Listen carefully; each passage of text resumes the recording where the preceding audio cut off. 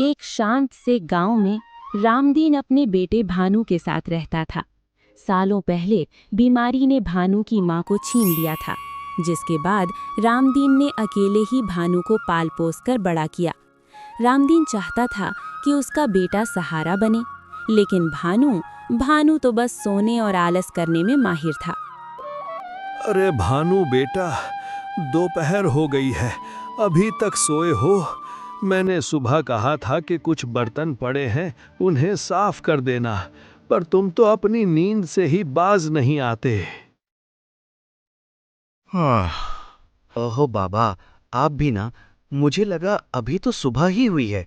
आप चिंता क्यों करते हैं, मैं अभी कर दूंगा। आप जाइए जमींदार के खेत पर, वरना वो फिर गुस्सा करेंगे। बेटा, अब इस शरीर में जान नहीं बची। मैंने जमींदार को मना कर दिया है। अब घर का गुजारा तुम्हें ही करना होगा। मेरी हड्डियां अब जवाब दे चुकी हैं। पिताजी, आप सीधे क्यों नहीं कहते कि आपको मेरा सोना पसंद नहीं? आप झूठ क्यों बोल रहे हैं कि आप काम नहीं कर सकते? तुम्हें मेरी बात झूठ लगती है? बाहर निकल कर देखो, लोग ताने मारते हैं कि कैसा निकम्मा बेटा पाल रखा है। जिस दिन मैं मर जाऊंगा, उस दिन तुम्हें मेरी बातों की कीमत समझ आएगी। पिता की बातें भानु को चुभ गईं। वो गुस्से में घर से निकलकर जंगल के एक पेड़ के नीचे जाकर बैठ गया। ये गांव वाले भी ना पिताजी को भड़का देते हैं। अगर मैं थोड़ा आराम कर लूं तो क्या पहाड़ टूट जाएगा। खैर, अभी तो थक गया हूं, थोड़ा सो लेता हूं। भानु सो जाता है। तभी वहाँ से एक पंडित बाबा गुजरते हैं और उसे जगाते हुए बोलते हैं, उठो मूर्ख, इतने हट्टे कट्टे होकर भी आलसियों की तरह दिन भर सो रहे हो। क्या तुम्हें जीवन का कोई उद्देश्य नहीं पता? बाबा, आपको क्या समस्या है? घर पर पिता नहीं सोने देते, यहाँ आप आ गए। मुझे शांति से रहने दीजिए। बेटा, मैं तुम्हारा दुश्मन नहीं, तुम गलत राह पर हो। याद रखना, तुम पर बहुत बड़ी मुसीबत आने वाली है। अगर अब भी नहीं संभले तो भारी कीमत चुकानी होगी। जाइए बाबा, मुझे मत डराइए, मैं देख लूंगा।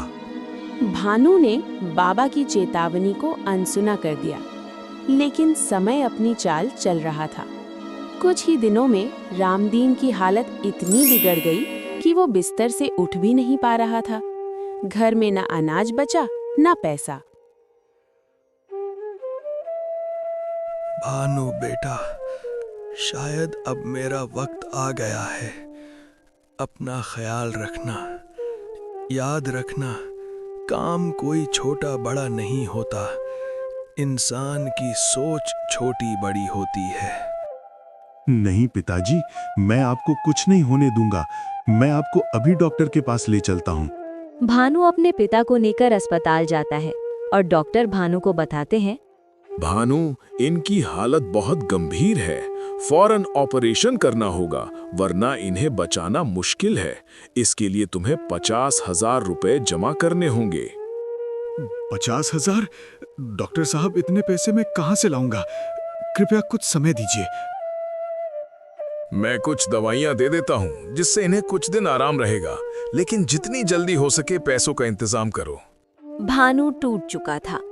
उसने जमींदार से मदद मांगी, पर जमींदार ने उसे ये कहकर भगा दिया कि बूढ़े घोड़े पर मैं पैसा नहीं लगाता। मुखिया ने भी हाथ खड़े कर दिए। थक हार कर भानु फिर उसी पेड़ के नीचे जाकर रोने लगा। ईश्वर, मेरी मदद करो। मैं 50,000 रुपए कहाँ से लाऊं प्रभु? कोई रास्ता बताइए प्रभु, कोई रास्ता बताइए। तभी वही बाबा प्रकट होते हैं। बाबा, मुझे क्षमा कर दीजिए। आपकी चेतावनी सच हो गई। मुझे 50,000 रुपए चाहिए, वरना मेरे पिता मर जाएंगे। कोई मेरी मदद नहीं कर रहा। बेटा, तुम्हें अपनी गलती का एहसास है, ये अच्छी बात है। ये लो, ये मेरी शक्ति से सिद्ध की हुई राख है। इसे अपनी जुबान से चूम लो। ये तुम्हें थकने नहीं देगी और तुम्हारे अंदर दानव जैसी शक्ति भर देगी। अब जाओ और लकड़ी काटो। भानु ने जैसे ही वो राख चूमी, उसे लगा जैसे उसके शरीर में बिजली दौड़ गई हो। उसने बिना रुके घंटों लकड़ियां काटी। देखते ही देखते उसने इतनी लकड़ी काट ली कि बाजार में बेचकर उसे 6,000 रुपए का मुनाफा हुआ। चमत्कार! बाबा की राख ने तो सच में जादू कर दिया। अब मैं और मेहनत करूंगा। अगले कुछ दिनों तक भानु पागलों की तरह मेहनत करता रहा। उसने 46,000 रुपए जमा कर लिए, लेकिन समय कम था और पिता की हालत बिगड़ रही थी। उसे अभी 4,000 रुपए और चाहिए थे। वो फिर जमींदार के पास गया। ठीक है, मैं तुम्हें 4,000 नहीं पूरे 5,000 रुपए दूंगा, लेकिन तुम्हें मेरा 10 कट्ठा खेत एक ही दिन में जोतना होगा। मंजूर है सेठ जी, कल शाम तक काम पूरा मिलेगा। भानु ने कड़ी धूप में बिना रुके अपने पसीने से खेत को सींच दिया। उसकी मेहनत देखकर जमींदार भी दंग रह गया। शाम तक काम पूरा हुआ और भानु को पैसे मिल गए। पिताजी की सांसें तुम्हारी इन भुजाओं की ताकत पर टिकी हैं। बाबा की राख मेरे साथ है, मुझे थकान नहीं हो सकती। दोपहर की चिलचिलाती धूप में भानु पसीने से तरबतर हो गया, पर उसकी रफ्तार कम नहीं होती। शाम तक उसने लकड़ियों का एक विशाल ढेर लगा दिया।